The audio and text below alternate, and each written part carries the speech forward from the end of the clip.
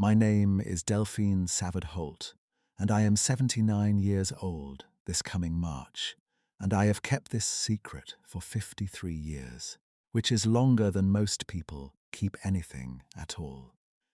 I am making this recording in the kitchen of the house my daughter built on what used to be my mother's land, and the tape recorder belongs to my grandson Theo, who is 17, and who asked me last autumn whether I thought the story would die with me. I told him I did not know. He set the machine on the table and left the room without another word. That is what I want to say first, that I am speaking because a boy who does not yet know what the world costs him asked me a question he already knew the answer to, and I found I could not bear to let him be right. My mother was Genevieve Savard, born in the Peace River country of northern Alberta in the year 1912, which means she was 41 years old in the summer of 1953.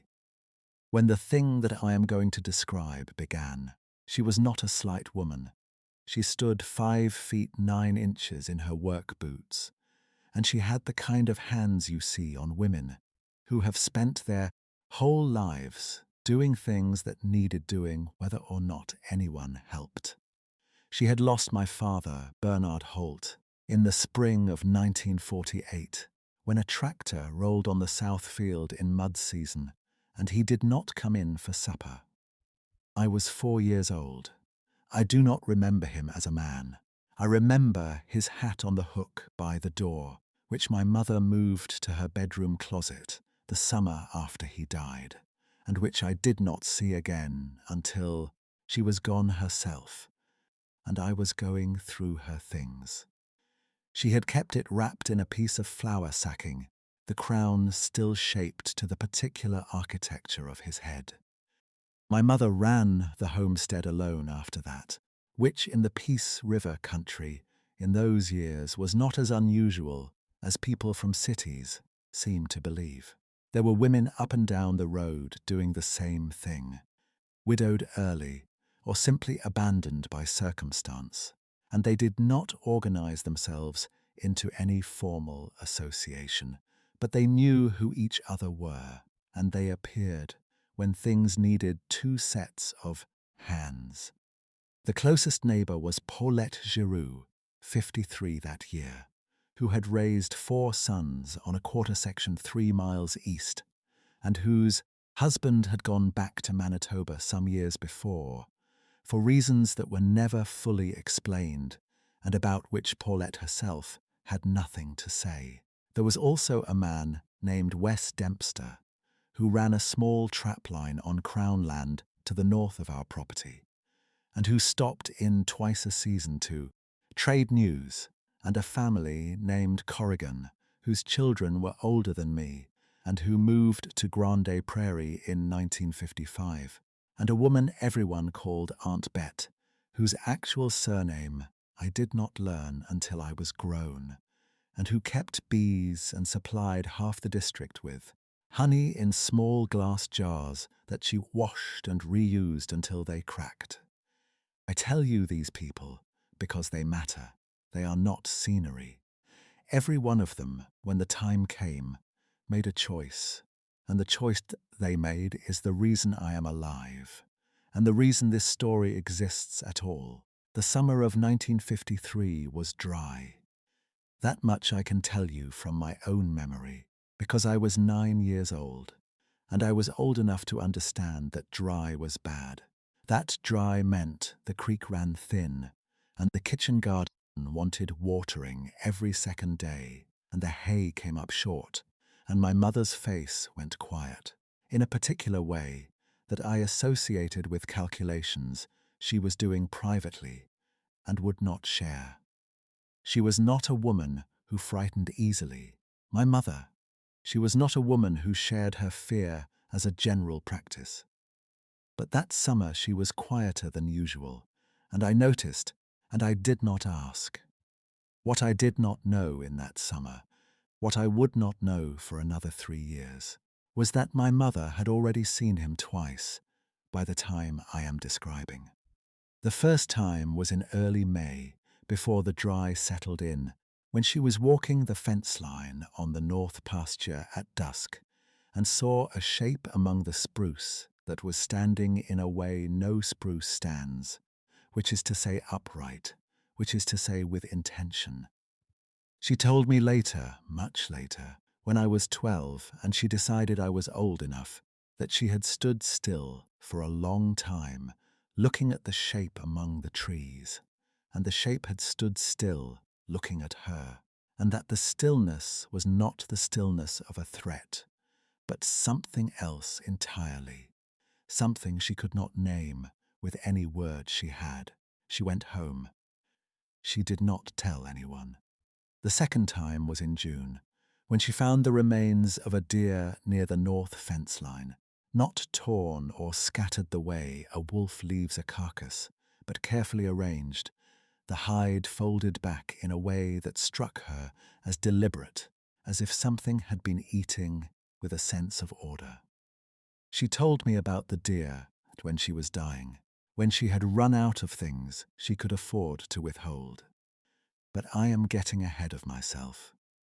I am speaking from the present, looking into the past, and the past has a shape I know now that I did not know then.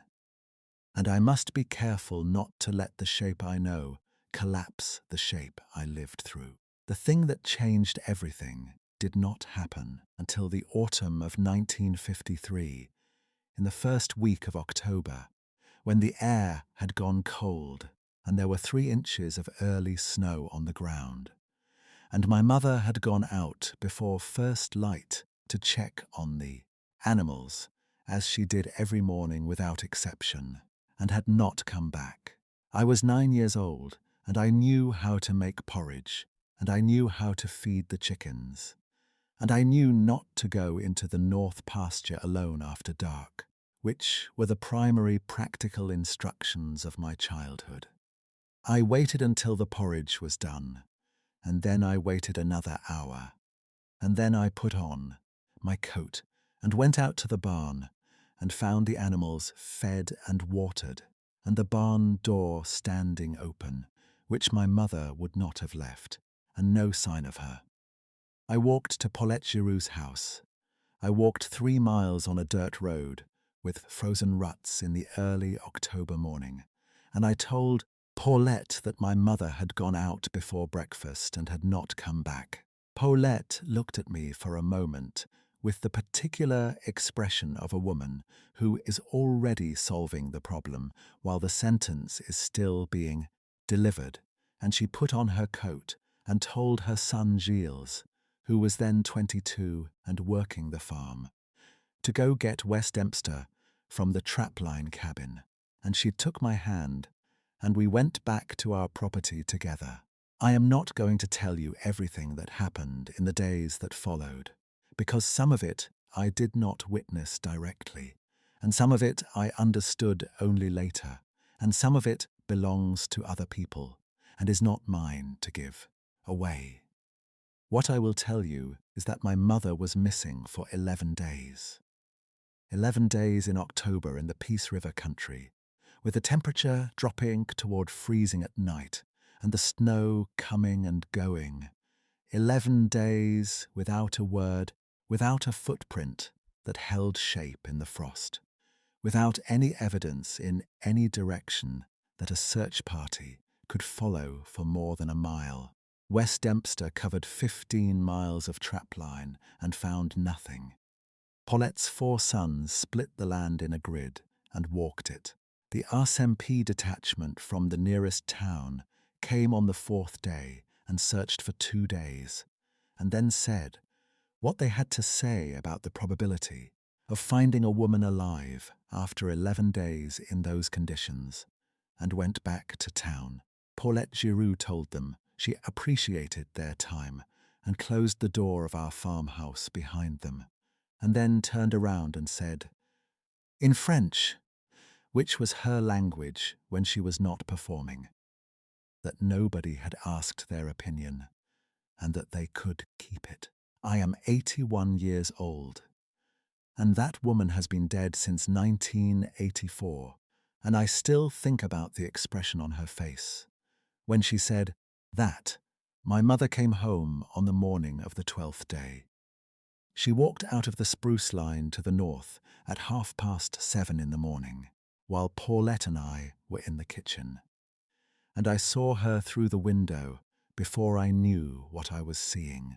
She was wearing the same clothes she had gone out in, except that someone or something had wrapped a piece of deerskin around her left leg, tied with what I can only describe as braided grass, very tight, very even, in a way that was not the way you would braid grass if you had been doing it for the first time.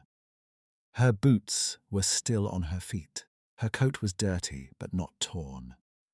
She was walking steadily. She was not looking at the house when she came out of the trees.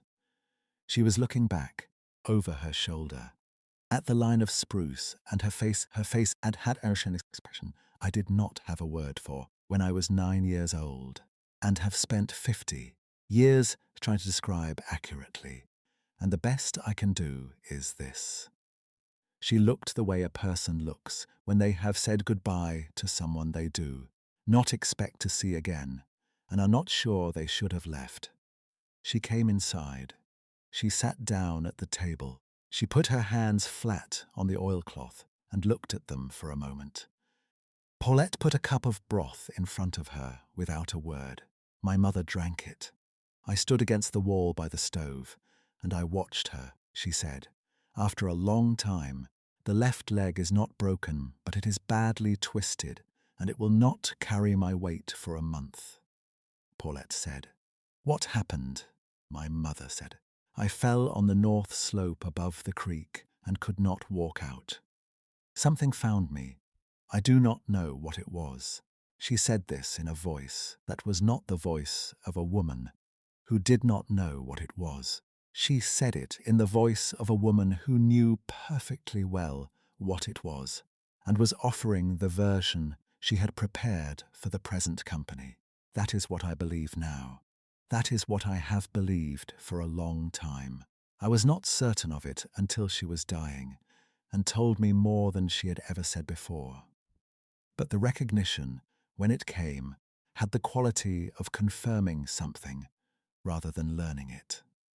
I had already suspected. I had been a child in that kitchen, watching her hands, and I had seen the absence of surprise in her face when she named the thing that had helped her, and the absence of surprise told me everything I needed to know about the fact that this was not their first meeting. She would not say more than that in Paulette's presence. Paulette, for her part, asked nothing further. This was one of the qualities of Paulette Giroux that I have spent a lifetime trying to properly honor. She understood, without being told, when a question had received its answer, and when pressing for more would be a violation rather than a care. She stayed 3 more days, until my mother could manage the stairs, and then she went home, and she never in the years afterward spoke of my mother's 11 days in the forest to anyone that I know of. Not to her sons, not to Aunt Bette, not to the RSMP when they came again briefly in the spring to close the case. She took what she had seen and heard in that kitchen, and she kept it for the rest of her life, without apparent effort, the way a deep-rooted tree keeps water. My mother's leg healed over the winter.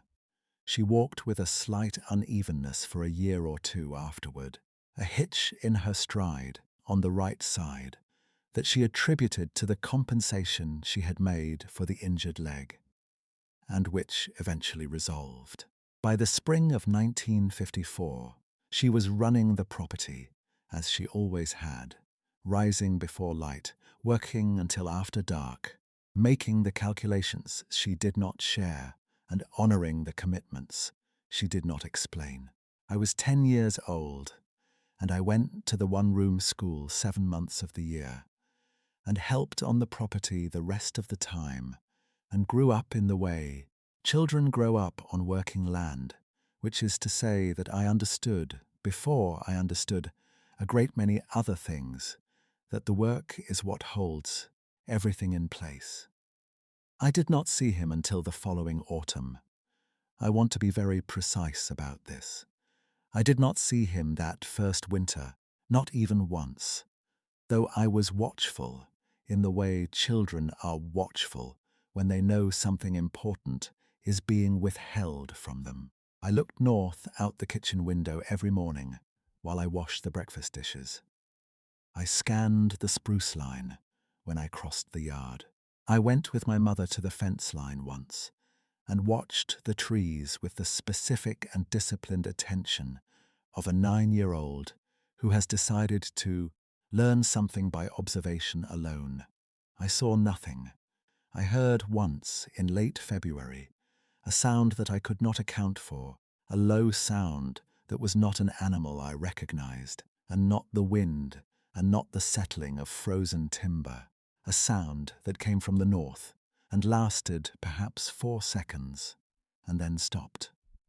My mother, who was standing beside me in the yard when it happened, did not react. She did not look toward the trees. She continued what she was doing. I watched her face, and she continued what she was doing, and the absence of reaction was itself the information. He came to the fence line on a Saturday evening in October of 1954, and I was there because I was carrying fence stakes back to the barn after my mother had finished a repair, and I came around the corner of the hay barn, and there he was on the other side of the wire, not 12 feet from where I stopped walking. I will give you what I can. He was very tall, taller than any man I had seen, and broad in a way that made the proportions of the world seem briefly incorrect, as if the scale I had been using for everything up to that moment had been slightly wrong, and was now being adjusted. His fur was the color of bark after rain, dark brown with a quality of depth to it, and his face was wide and still, and he was looking at me with eyes that were dark and set deep under a broad brow, and that held in them something that I can only describe as attention, not aggression, not curiosity, exactly, attention.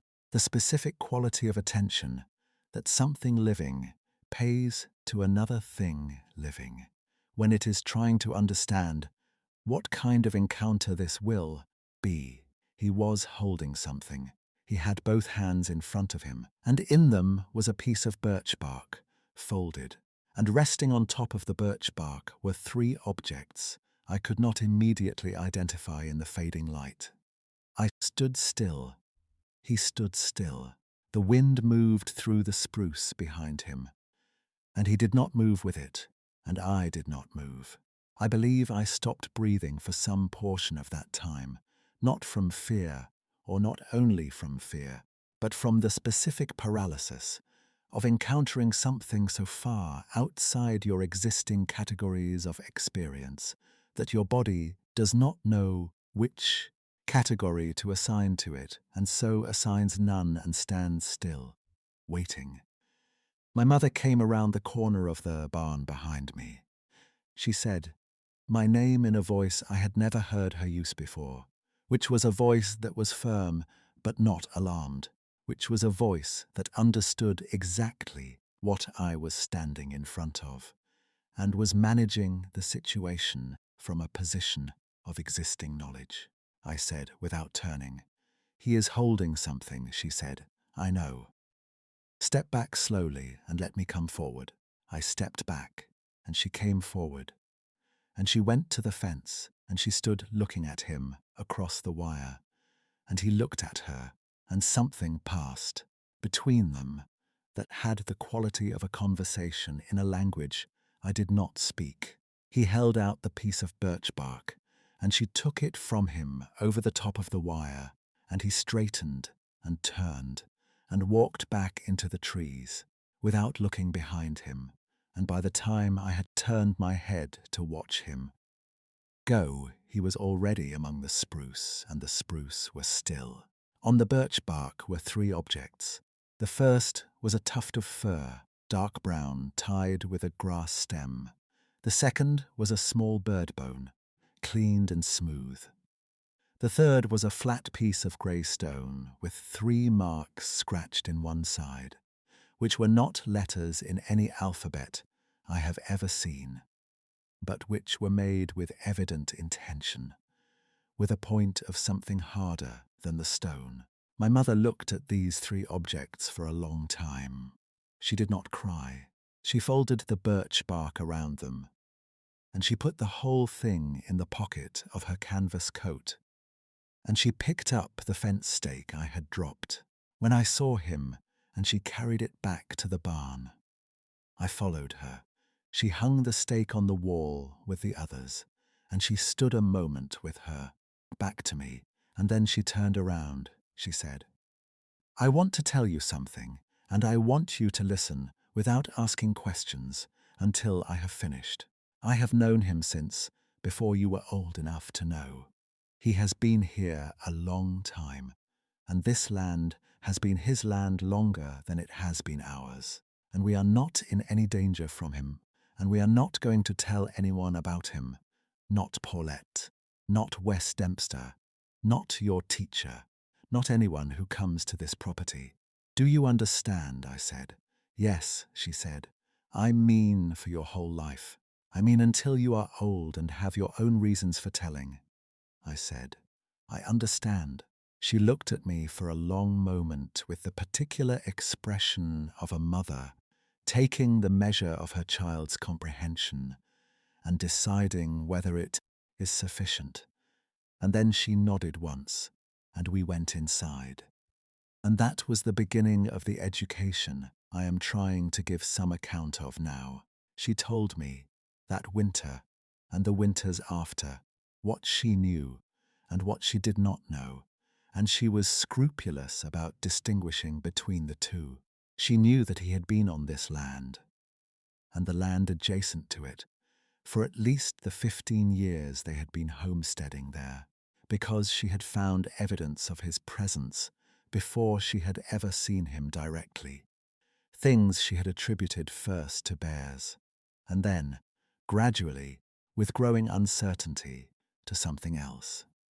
She knew that he was not alone, because in the spring of 1952 she had seen once, at a considerable distance across the North Creek, what she described as a smaller figure. Not a cub, but not fully grown, and a second adult form that stood even with the tree line at the creek's far bank, and watched her watching them, and then withdrew. She knew that he had brought her food during the 11 days she was on the forest floor with her twisted leg, because she had seen him do it, and that he had kept her warm during the coldest nights in a way she described only as shelter, which I understood to mean he had remained near her, and that the braiding on the deerskin that wrapped her leg had not been done by human hands. What she did not know, what she was explicit about not knowing, was what he was, where he had come from, how old he was, whether what she called recognition between them was anything like what she meant by that word when she used it between people. I do not know these things. That is what she told me. She said, "I have been trying to know them for years, and I have stopped expecting to." She was 43 years old when she said this. She had the face of a woman who has made her peace with uncertainty and decided not to mistake the peace for understanding. I want to tell you about the objects on the birch bark, because my mother eventually told me what she believed they meant, and because I have thought about her telling me this for 53 years, and I believe she was right. The tuft of fur was himself, she said. It was the thing he offered when he wanted to indicate his own presence, his own continuing existence in this place. The bird bone was the land, the life of the land, the acknowledgement that they both moved through the same country and fed from the same sources, and the country was the ground they shared. The marked stone was something she had turned over in her mind for years before she decided she understood it. And what she decided was this. The 3 marks were 3 of something. 3 years or 3 seasons or 3 meetings. She was not certain which, and the marks were a count. And the count was the thing he was offering, which was a record of what had already passed between them, which was his way of saying that what had happened was not forgotten and was not accidental. I have thought about that stone for more than 50 years, and I have thought about a being who has no words taking the time to scratch marks into a flat piece of grey rock to hand to a woman across a fence line. And I have thought about what it would mean to have a memory that keeps count when you have no language to keep it in. And I find I do not have the words for what I think exactly, but I think about it. The years between 1954 and 1961 were not years of frequent encounters. I want to be clear about this, because I do not want to give the wrong impression, do not want to suggest that my mother's life became something other than what it was, which was a working life on a demanding piece of land, with a daughter to raise and accounts to balance and seasons to get through. He came to the fence line perhaps 4 or 5 times a year by her account, and sometimes I was there and sometimes I was not. He left things, occasionally small things placed where she would find them. A perfect antler shed laid across the top rail of the fence, a nest of dried moss left on the porch step, twice a pile of firewood split and stacked against the barn wall that was not there when she went to bed and was there when she rose. She left things in return. At first, without being certain he would understand the gesture, and then, with more confidence, canned goods from the cellar, placed at the fence post, a blanket she was done with. Once, a jar of Aunt Bet's honey, which, she said, she left partly as a gift, and partly because she thought it would make him curious. And she was right, because the jar came back to the fence post the following week, clean and empty, with a flat grey stone placed inside it. She told me about the stones when she was dying, which is to say she had been telling me about them all along. But she told me about the last one when she was dying. She had kept every stone he had ever given her, and there were 14 of them by the time she passed, and each had a different number of marks. And she had arranged them on the windowsill of her bedroom in the order she had received them, and had spent the last years of her life trying to determine whether the sequence meant anything she had not already understood. She did not reach a conclusion. She did not pretend to. She left the stones in her will, in a sealed envelope with my name on it, and a note that said, "These belong to the land. I have not removed them from the property." Paulette Giroux found out the full truth in the spring of 1960, not because my mother told her, but because Paulette came to the property on an errand one April afternoon, and came through the north gate rather than the road gate as she sometimes did, and saw him at the fence line. She was 60 years old. She had raised 4 sons and buried 2 of them, and survived a husband who left, and a winter that took her last milk cow, and a spring flood that came, within 6 inches of the floorboards of her house. And she saw him at the fence line, and she stopped and stood and looked, and then she came to the farmhouse and knocked and came in, and sat down at the kitchen table, and my mother put coffee in front of her and sat across from her, and Paulette looked at my mother and said, "How long?" My mother said, "Since before Delphine was born." Paulette sat with that for a long moment, and then she said, "Is he kind?" My mother said, "Yes." Paulette said, "All right." That was the whole conversation. That was the extent of the negotiation of an entire reality. I was 16 years old, and I was in the back bedroom, and I heard every word of it. And I have thought about those three exchanges for more than 60 years. And I think what I thought then, which is that some people already know everything they need to know about loyalty and about the limits of what institutions and explanations can provide. And Paulette Giroux was one of those people, and her three words were one of the most morally serious things I have ever witnessed. Wes Dempster found out differently.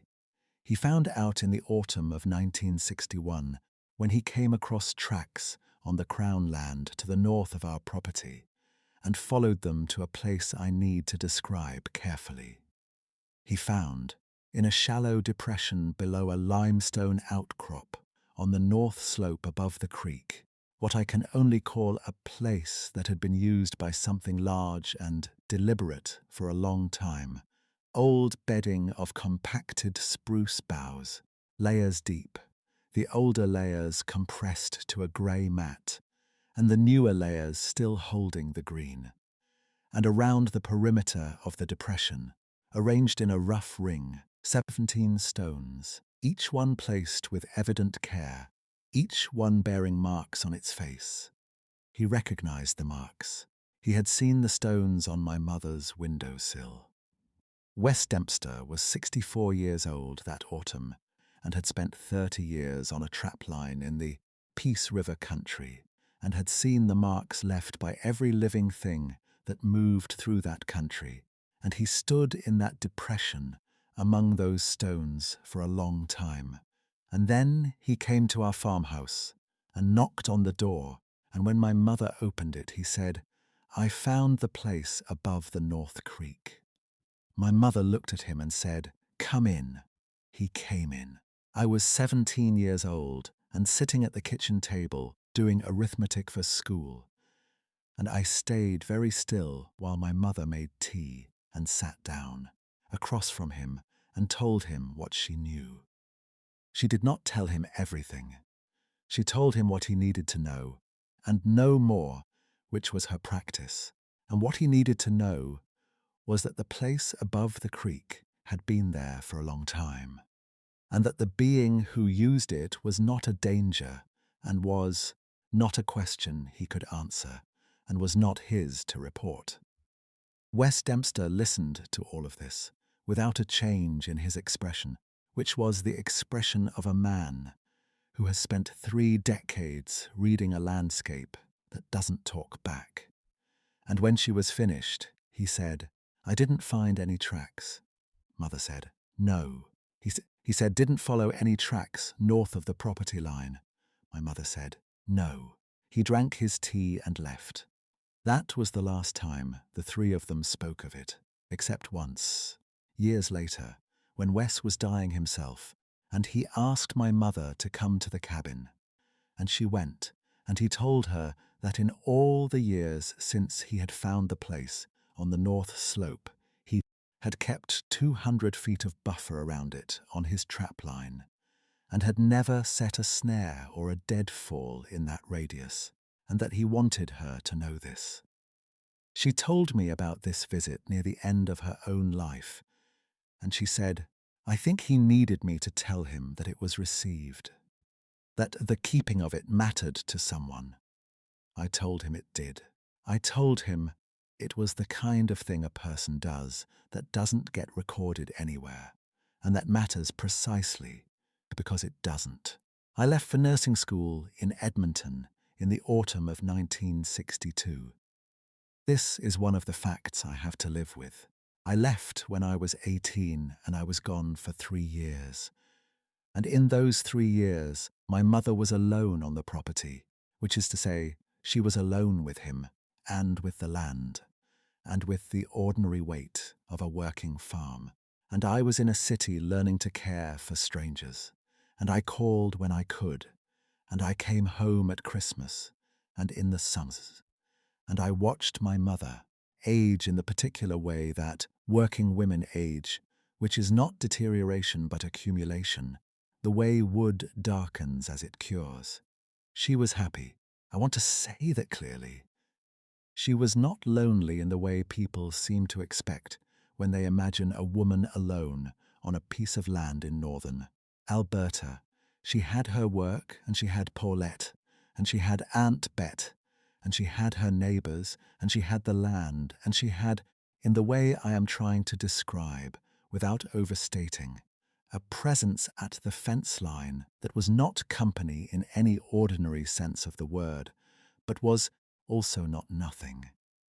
I finished nursing school in 1965, and I married a man named David Holt in 1966, which was not the name I was born with, but is the name I have kept. And David and I moved back to the Peace River country in the spring of 1967 and built a house on the east quarter of my mother's land.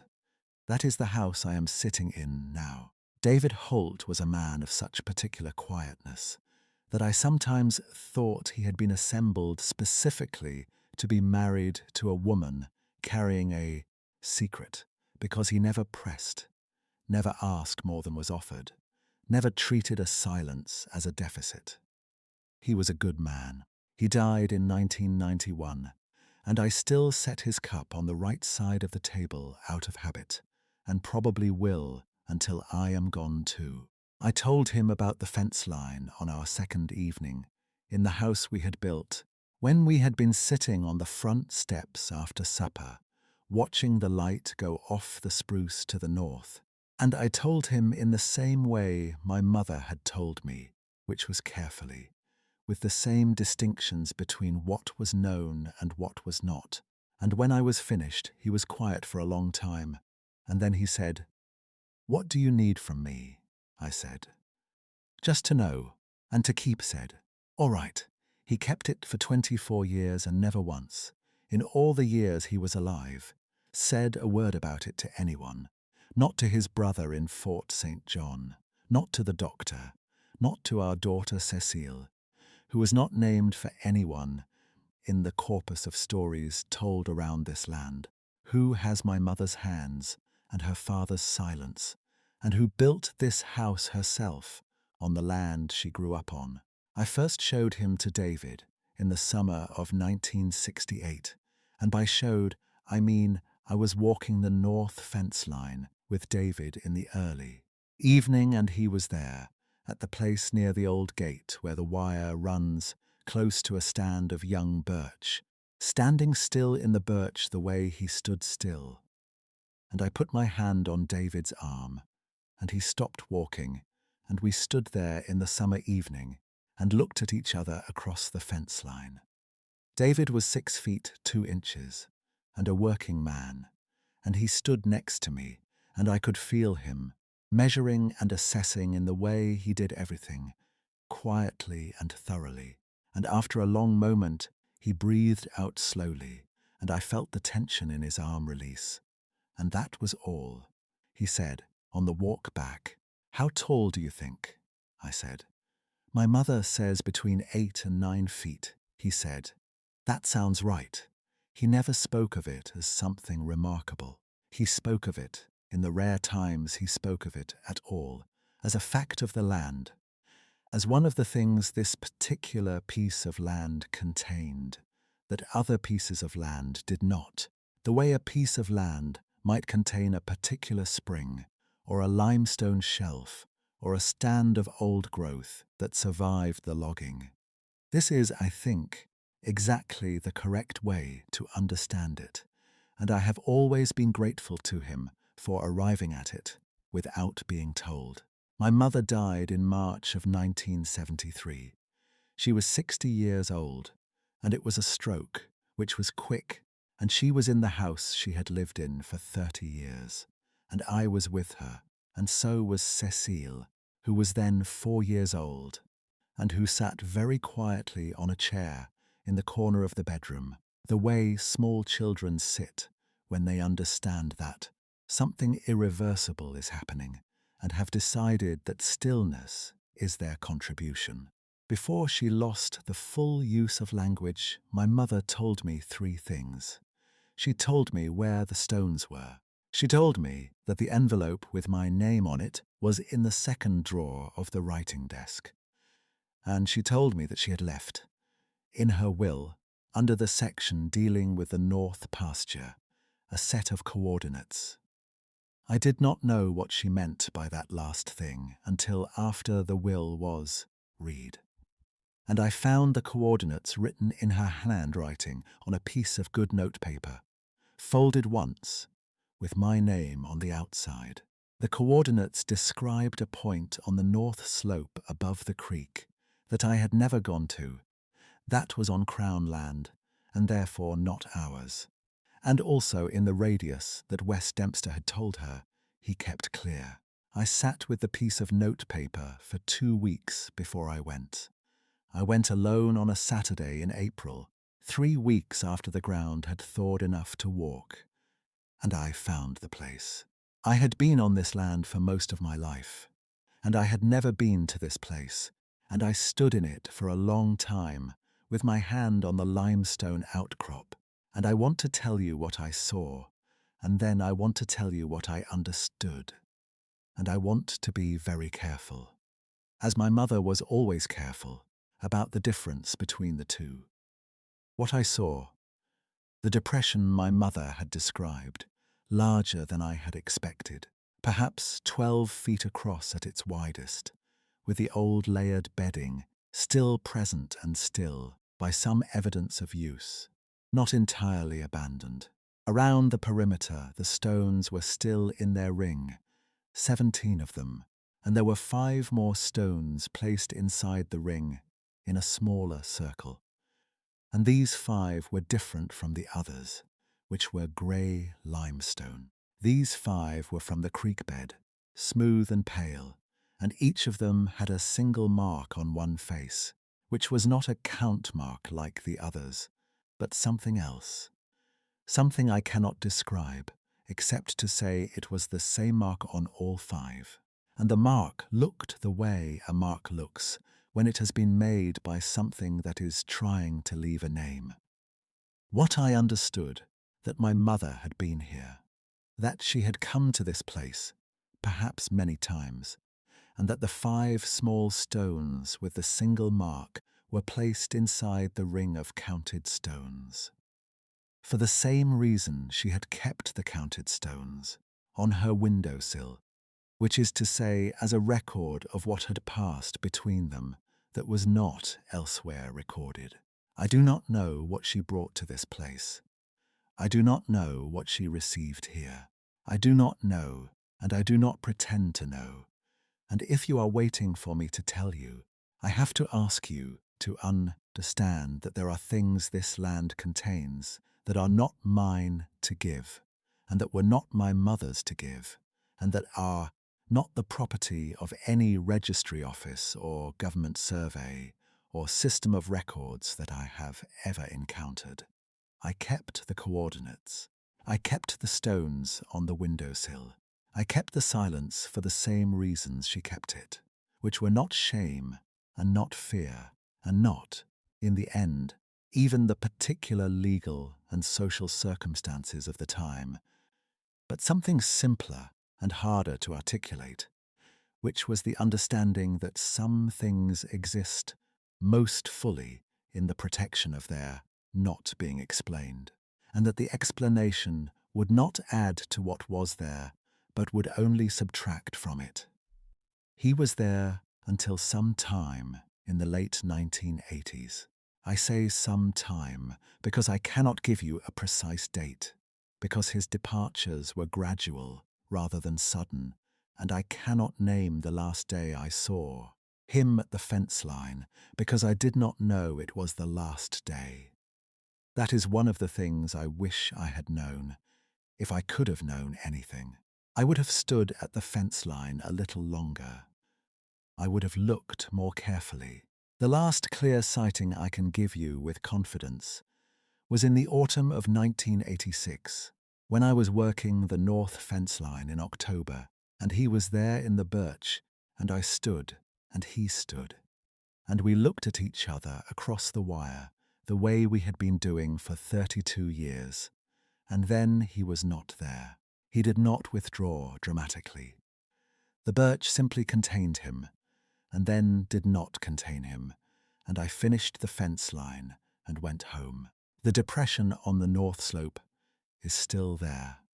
I have been back to it twice, since 1973, once in the year 2000 and once 3 years ago, and the stones are still in their ring, and the 5 small stones are still inside the ring, and the bedding has weathered past any evidence of recent use, and the limestone outcrop is unchanged.